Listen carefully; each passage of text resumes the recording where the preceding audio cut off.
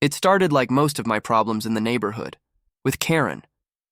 She was the type of woman you could hear before you saw, always marching around with that signature bob haircut, sunglasses perched on her head like a crown, and a voice that carried like a bullhorn.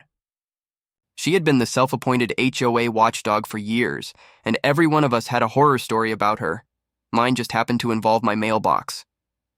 The first time it happened, I figured it was an accident. I came home from work, and there it was, my mailbox post leaning at a 45-degree angle, the box itself dented like someone had taken a baseball bat to it. Skid marks ran along the curb, and a few chunks of white plastic from a bumper lay in the grass. I sighed, muttered a curse under my breath, and fixed it that weekend. No big deal. Things happen, right? But then it happened again. And again. By the fourth time, I didn't need Sherlock Holmes to figure out who was responsible. Karen drove a ridiculous oversized SUV with vanity plates, and every time my mailbox ended up wrecked, her front bumper sported a fresh scrape. She never admitted it, of course. When I confronted her the first time, she just laughed. "Maybe you should install a sturdier mailbox," she said with a shrug. "This neighborhood has standards, and yours always looks sloppy after you patch it up. Consider it constructive criticism." Constructive criticism. That was rich, coming from a woman who fined another neighbor $50 for having wind chimes she claimed were too loud. I gritted my teeth, rebuilt the post, and left it at that, but I knew deep down it wasn't over. A week later, I caught her in the act. It was a Saturday morning, and I happened to be out front watering the flower beds when Karen's SUV came barreling around the corner. She cut the turn sharp, too sharp, and clipped the edge of my mailbox. The post cracked, the box spun off, and Karen didn't even stop. She just drove on like nothing happened. "Karen!" I shouted, but she was already halfway down the street. That was it. Enough was enough. I spent the next few days stewing over it. Every time I saw her smug face at the HOA meetings or heard her barking orders at other neighbors, my blood boiled. I wanted revenge. Not petty revenge, but something. That would make her think twice before ever targeting me again. That's when I had the idea. See, Karen thought my mailbox was just an easy target, something she could plow over with no consequences. But what if the next time, her bumper met something a little less forgiving than wood and aluminum? Something sturdier. I dove into research, reinforced mailboxes, steel posts, even those decorative brick enclosures, but none of it felt right. Karen had been bold enough to hit my box half a dozen times. If I wanted to stop her, I had to build something she'd never forget. At the hardware store, I picked up a length of steel pipe, 4 inches thick, heavy as sin. The clerk raised an eyebrow when I heaved it onto the counter. "Building a fence?" he asked. "Something like that," I replied with a grin. That Weekend. While most of the neighborhood was asleep, I went to work. I dug a hole nearly 3 feet deep, set the steel post in concrete, and let it cure for 2 full days. When it was solid as a rock, I slid a decorative wooden post cover over it, topped it with a brand new mailbox, and gave it a fresh coat of paint to match the old one. From the street, it looked harmless, maybe even flimsy, but underneath it was indestructible.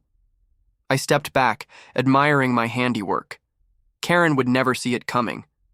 Sure enough, she didn't. It was about a week later when the payoff came. I was sitting in my living room with the windows cracked open, enjoying the evening breeze, when I heard the familiar sound of Karen's SUV roaring around the corner. Then came the squeal of tires, the unmistakable crunch of metal meeting steel, and a high-pitched scream that could only belong to Karen. I rushed outside, trying to hide the grin on my face. There she was, standing in the street, staring in disbelief at her SUV. My mailbox stood tall and proud, not a scratch on it. Her bumper, on the other hand, was hanging half off, the plastic cracked, and the metal frame bent inward like a soda can. "What the hell is this?" she shrieked, pointing at my mailbox like it had personally insulted her. I feigned innocence. "It's a mailbox, Karen. You've seen one before." "This is illegal," she screamed, stomping her foot. "You can't build a death trap in front of your house." I crossed my arms. "Illegal. Pretty sure it's more illegal to keep running over your neighbor's property with your car. That's called vandalism, or maybe reckless driving. Take your pick." Her face turned scarlet. She sputtered for a moment, then pulled out her phone. "I'm calling the HOA. You'll pay for this." "Be my guest," I said with a shrug. "I'll be sure to show them the pictures of all the times my mailbox got destroyed. Oh, and the security footage." That stopped her cold. She hadn't realized I'd installed cameras a few months back. I hadn't needed them, until now. Her eyes darted to the corner of my roof where the little black dome sat, blinking red. She let out an indignant screech, jumped back in her SUV, and limped down the street with her bumper dragging like a tail. I laughed until my stomach hurt. But little did I know, this was only the beginning. For a few days after Karen's bumper met its match, the neighborhood was quiet. Too quiet. I'd see her SUV parked in her driveway, bumper hastily reattached with duct tape, looking like a wounded animal limping back from a fight. She stopped, making her usual patrols around the neighborhood, which was almost unsettling. But if I knew anything about Karen, it was that she wasn't the type to accept defeat. No, she was stewing, plotting her counterattack. I didn't have to wait long to find out what it was. 3 nights later, there was a pounding on my door. Not knocking, pounding. I opened it to find Karen, flanked by 2 police officers, arms, crossed like she was the sheriff in town. "There he is," she said triumphantly, pointing at me. "Arrest him. He booby-trapped his mailbox to destroy my car." The officers looked at each other, then at me. One of them sighed. "Sir, can we ask you a few questions?" "Of course," I said politely, though inside I was seething. Karen's smug smile made me want to laugh and throw up at the same time. The officers asked about my mailbox, whether I'd reinforced it, and if I was aware it had caused damage to Karen's vehicle. I explained everything, how my mailbox had been hit multiple times, how I'd repaired it over and over, and finally, how I installed a steel post within legal guidelines. I even pulled out the city regulations I had printed from the county website, highlighting the section that allowed reinforced posts as long as they were set back properly. And, I added, pulling out my phone, I have footage of her hitting my mailbox. Several times. The smugness melted off Karen's face as I showed the officers clip after clip of her SUV swerving, bumping, and outright demolishing my old mailbox. One of the cops even chuckled. "Well," the older officer said, scratching his chin. "From what I can see, you're within your rights. Looks like your mailbox is fine, and ma'am, your car struck his property. That's on you." Karen exploded. "What? No! He built a trap. He's trying to kill me." The younger officer shook his head. "Ma'am, with all due respect, maybe you should just drive straighter." I had to bite my tongue to keep from laughing out loud. They left a few minutes later, Karen fuming and muttering threats under her breath. I thought that would be the end of it. Surely she'd learned her lesson. But no, this was Karen. The very next day, I received a letter in the mail from the HOA. According to them, my mailbox was in violation of neighborhood aesthetics and had to be removed or replaced within 30 days. The signature at the bottom? Karen's, of course. She was head of the HOA committee. I wanted to scream. She couldn't beat me legally, so she was going to bury me in red tape instead. But here's the thing. Karen underestimated me. She thought I'd cave, but I wasn't about to give her the satisfaction. I attended the next HOA meeting, letter in hand. The room was packed. Neighbors loved HOA drama almost as much as free snacks. Karen sat at the head of the table, smug, and ready to gavel me into oblivion.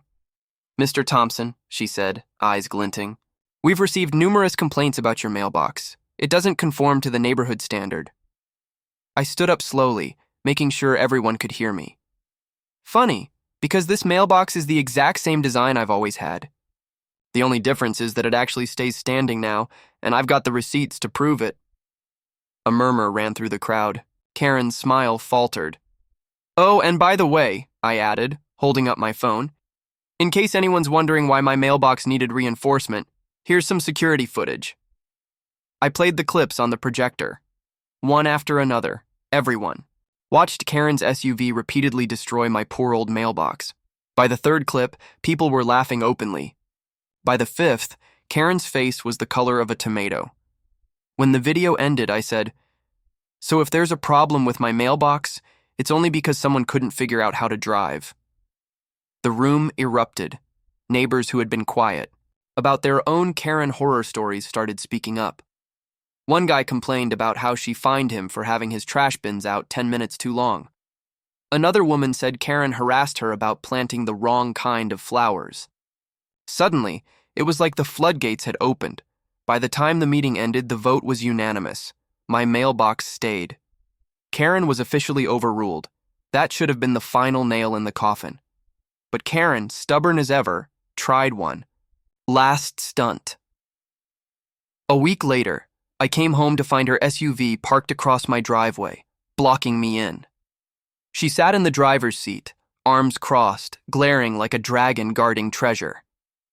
I walked up to her window. "Move your car, Karen," she smirked. "Make me," that was it. I called the non-emergency police line, and within 15 minutes, a tow truck arrived. Karen screamed and cursed as they hooked up her SUV and hauled it away.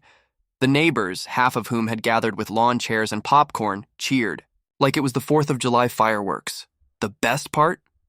She had to pay the impound fee herself. After that, Karen finally backed off. Maybe it was the embarrassment of being exposed at the HOA meeting, or maybe it was the hit to her wallet after the tow, but she left me and my mailbox alone. And as for me, every time I walked past my indestructible mailbox, I smiled. Not because it was stronger than Karen's SUV, but because it was a reminder. Sometimes the best revenge is just standing your ground, literally.